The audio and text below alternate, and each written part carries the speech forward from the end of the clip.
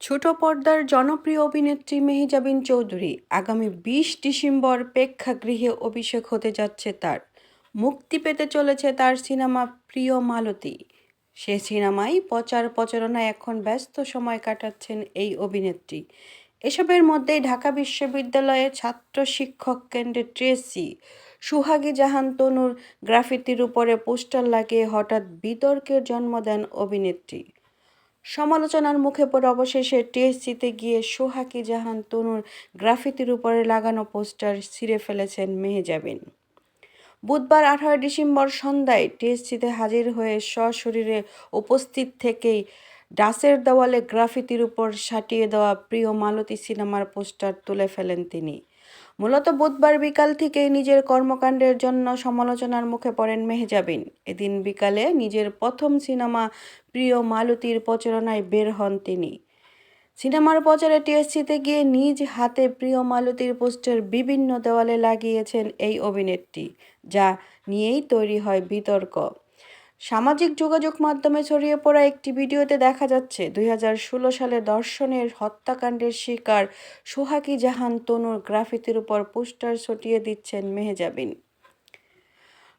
শুধু তনুই নয়, দেওয়ালে জুলাই আন্দোলনে গ্রাফিতির উপরে প্রিয় মালতীর পোস্টার লাগাতে দেখা যায় অভিনেত্রী ও তার দলকে। বিষয়টি নিয়ে তোপের মুখে পড়েন এই অভিনেত্রী।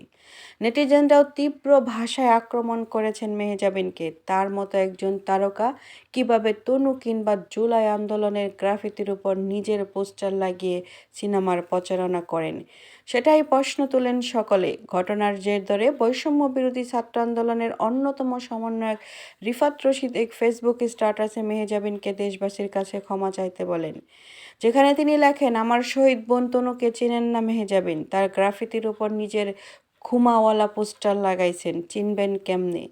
আমাগো সো কল্ড কালচারাল পাড়ার আমার বোনের নিয়ে কথা হয় কি? এরপরই এই সমন্বয়ক ঘোষণা দেন, টিএসসিতে আমরা এই পোস্টার ছিঁড়ব না। মেহজাবিন চৌধুরী, আপনি নিজে এসে এই পোস্টার ছিঁড়বেন। তার এই ঘোষণার কিছুক্ষণ পরে টিএসসিতে হাজির হয়ে নিজ হাতে ডাসের দেওয়ালে গ্রাফিতির ওপর ছটিয়ে দেওয়া প্রিয় মালতী সিনেমার পোস্টার তুলে ফেলেন মেহজাবিন। বুধবার রাতে নিজের ভেরিফাইড ফেসবুক আইডিতে দেওয়া এক পোস্টে ক্ষমা চান তিনি। ফেসবুক পোস্টে মেহজাবিন চৌধুরী লেখেন, প্রিয় মালতী চলচ্চিত্রের প্রচারণার জন্য একটি টিম আজ 18 ডিসেম্বর টিএসসিতে গিয়েছিলাম। অনেক দর্শক আমাদের সঙ্গে যোগ দেন চলচ্চিত্রের প্রচারণায়। প্রচণ্ড ভিড় ও অনিবার্য কারণবশত পোস্টারিংয়ের ক্যাম্পেইনটি দ্রুত শেষ করতে হয়। ভুলবশত ও অনাকাঙ্ক্ষিত অব্যবস্থাপনার একটি পোস্টার মরহুমা সোহাগী জাহান তনুর গ্রাফিতির উপরে লাগানো হয়ে যায়।